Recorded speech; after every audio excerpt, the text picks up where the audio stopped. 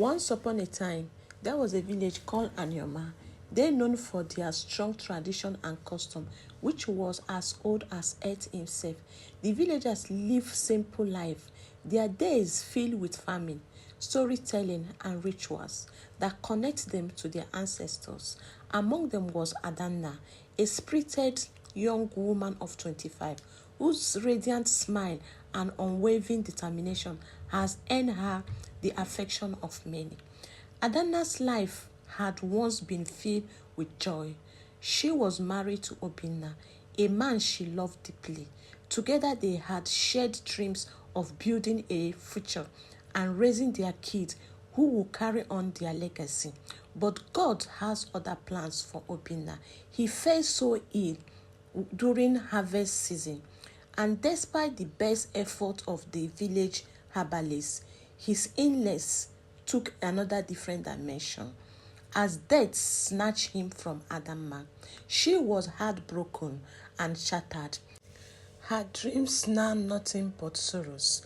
After the mourning period ended, when a dark cloud roamed over Adanna's life, one fateful evening, her late husband's family summoned her to their compound. The elders sat in a semicircle under the great Iroko tree. Their faces were so strong as they watched Adanna as she still dressed in a dark cloth. She knelt before them. Her heart was so heavy with grief. "We understand your sorrow, Adanna," one of the elders began. Nze Mmadu, Obinna's eldest brother and the head of the family. His voice was grieved as he spoke. His spirit demands our family that we cannot allow Obinna's name to fade into the wind just like that. At the hearing of that, Adanna's pulse quickened. She had heard whispered of what was coming, but had prayed it was just an idle gossip. To honor Obinna and the custom of our ancestors, you must marry me, Nze Mmadu declared. His words struck her like a thunder bullet. She stared at him, her heart dripping with sorrows. Nze Mmadu was 90 years older, a man whose age were far beyond her. The thought of being his wife was unbearable, as she said in her expression. Adanna found her voice. "I cannot do this," she said. Her word trembled, but firm. "Obinna is gone, and I have no desire to remarry." She hesitated, not wanting to disrespect an elder. Her words was met with murmuring of disapproval from the elders. "It is not a matter of desire," Nzeru said, his tone strong. "It is your duty." The day that followed were the day Adanna's refusal was met with strong feelings from her family. Her mother, usually her pillar of support, turned cold. "Do you want to bring shame upon us?" Her mother sparked. Her eyes breathed with anger. "Do you think you are above the tradition that have guided our people for centuries?" Adanna's father, though less talking, avoided her anger. His silence is deep in anger to her heart. Even her friend, who had once admired her strength, distanced themselves, unwilling to change the community's norm. Adanna's world grew smaller and darkened. She spent her night crying, praying to the gods for guidance, but the gods were silent. Finally, after weeks of resilient pressure, she gave up. It was not out of acceptance, but out of no hope that she might not find a way out of it. The was subdued affair, far removed from the joyous celebration she had once dreamt of. Adanna walked down the arteries with the head bowed, the vibrant color of her attire mocking the despair in her heart. Eze Mmadu stood waiting as they exchanged vows. Adanna felt a deep ache in her heart. This was not love, this was bondage. as she deeply said with her eyes gazing towards the crowd. Life as Nzeru's wife was unbearable. He was demanding and overbearing, treating her more like a servant than a partner. He insisted she cook his meal, clean his haunts, and massage his aching joints. But it wasn't just a physical labor that wore her down. It was the emotional trauma. Eze Mmadu took pressure in reminding her of her place, often using weight of tradition to justify all her behaviors. You are lucky to be part of this family, he would say. Without us, you would be nothing. Adanna endured in silence, her spirit slowly enrolling under the weight of her circumstances.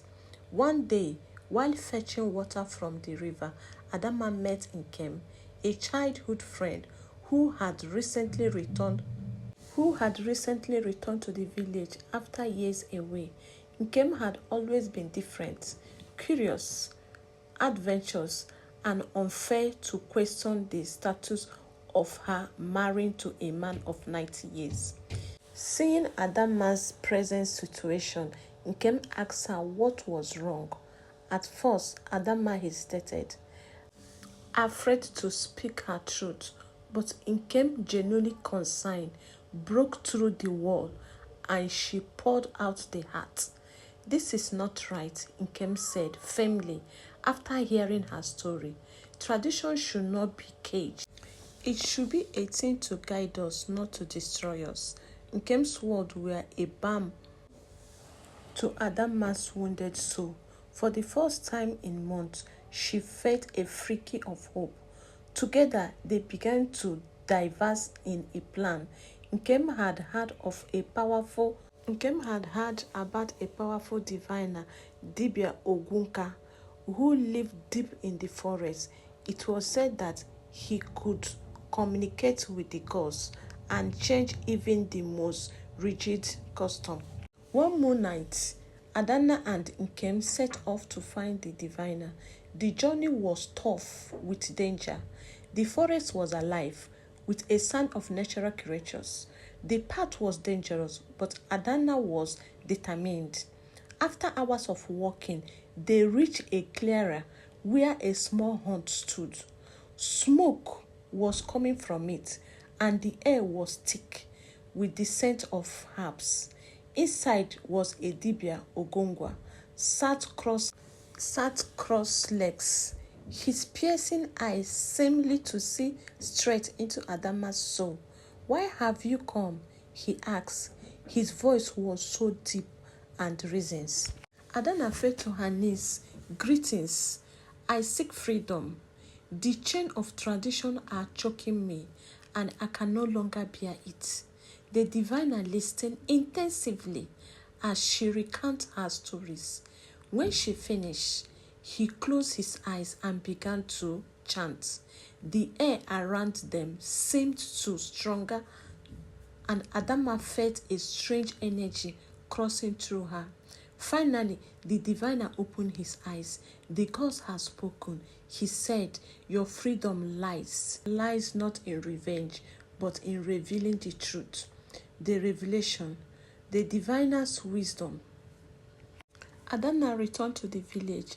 She began to observe Eze Mmadu more closely, noticed things that she had overlooked before. She realized he was hiding a dark secret of gold and valuables he had stolen from the family over the year, which he had kept hidden in a phrase war in the hunt. One evening during family meeting, Adanna stood up and addressed the elders. "I have something to say," she began. Her voice was so strong. "I have suspected our tradition, but I cannot stay silent any longer. Eze Mmadu has brought shame upon this family." She reviewed what she had discovered, producing the stolen items as an evidence. The elders were outraged. Eze Mmadu tried to deny it, but the proof was undeniable. The elders declared that had broken the secret trust of the family and the community. He was stripped to his position and banished from the village. In the Mmadu gone from the community, Adanna was finally free. The elders apologized to her, acknowledging that their instincts of tradition had blinded them to justice and compromised. Adanna chose to remain in the village, using the experience of that to challenging outdated custom and inspiring others to stand up for their rights. Adanna's story spread far and near, a test of courage, resilience, and power of truth. And so, Adanna found her freedom not just from Nze Mmadu, but from the chains of tradition that no longer serve its purpose in the liberation of their land. She paved the way for the new era in Alaoma, where tradition and progress walk hand in hand. As Adanna stepped into her new role in the village, she faced resilience from some elders and conservative members of the community who believed she had defied the will of their ancestors. However, her courage and wisdom began to win over even the hardest critics. Adanna understood that the only way to inspire lasting change was to tread carefully, balancing respect for tradition with a vision for progress. She found a council of women, a concept unheard of in Alaoma. The council met under the old bamboo trees, a place once reserved solemnly for the elders. The women discussed issues affecting their lives, from forced marriage to lack of presentation in decision making. Adanna encouraged them to voice their concern and work collectively to find solution. Among the women was Ezinne, a widow who had also been pressured into marrying her late husband's brother. Her story monitored inspired Adanna, but she lacked the strength to fight back. Inspired by Adanna's braveness, Ezinne began her journey. She began to speak up, her voice trembling but determined. Ada also sought the support of younger men in the village, recognizing that their generation has the key to break the cycle of oppression custom. She met with Nkem and his friends, challenging them to think critically about tradition they will one day inherit. Not all customs are scared, Adanna told them. Some were created by men, not the gods, and they can be changed by men as well. Adanna's growing influence did not sit well with everyone. A group of elders led by Chief Okafor conspired to undermine her efforts. They believed that her actions were an effrontery to the gods and that her efforts could bring misfortune to the village. One fateful day, Adanna was summoned to the village square. A large crowd had gathered, murmuring in anxiety. Chief Okafor stood to the center, freaking by other elders. As he said, "Adanna, you have overstepped your boundary," he declared. His voice was booming. "You have challenged the wisdom of our ancestors and led others astray. Today, you will let the gods decide your fate." The elder proposed a test. Adanna will walk across the bed of burning charcoal, a trial of purity and truth.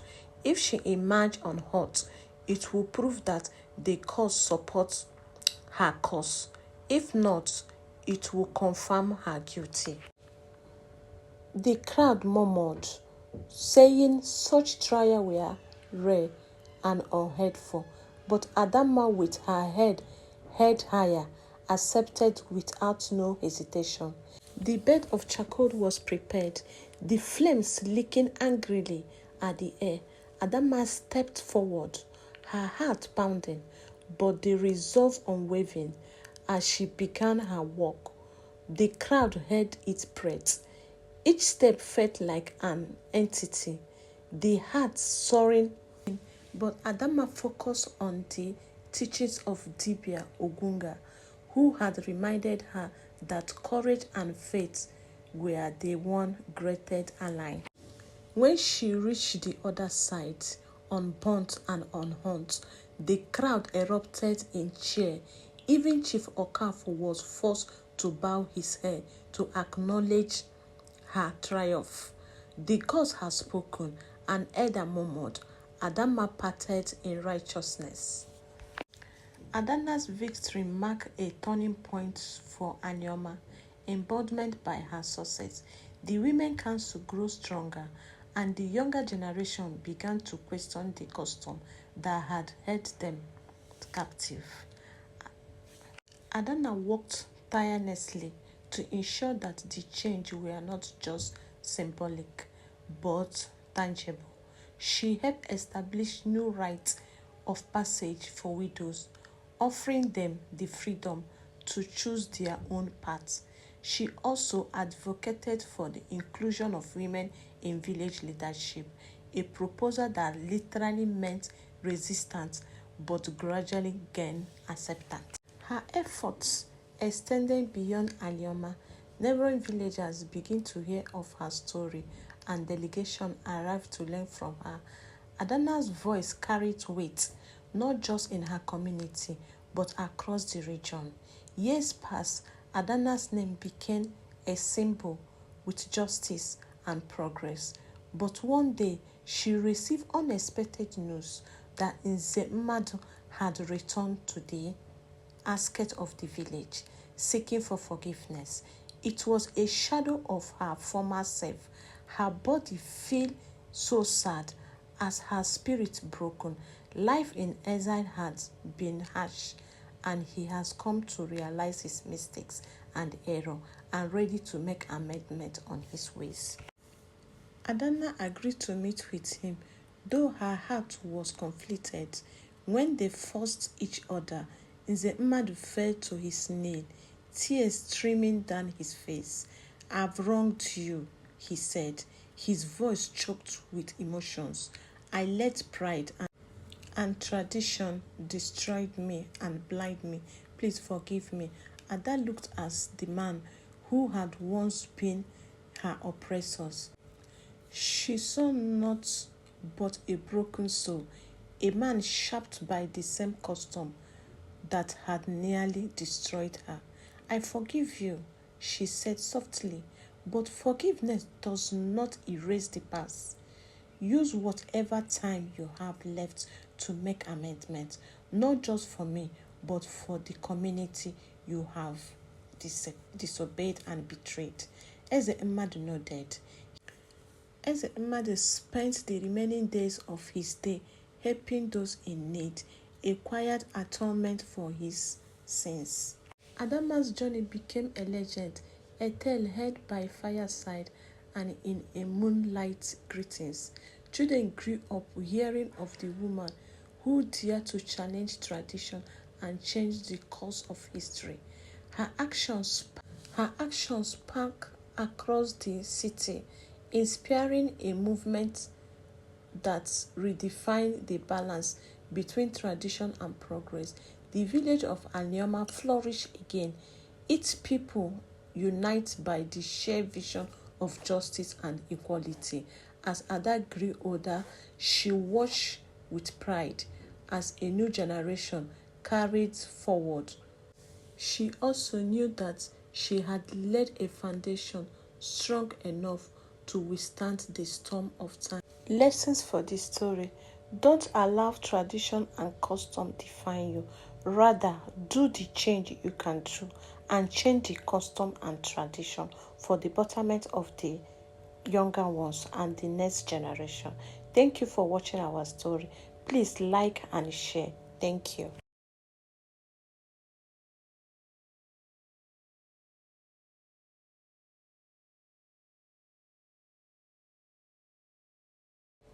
Carried forward her work, she knew that the fight for change was never truly over.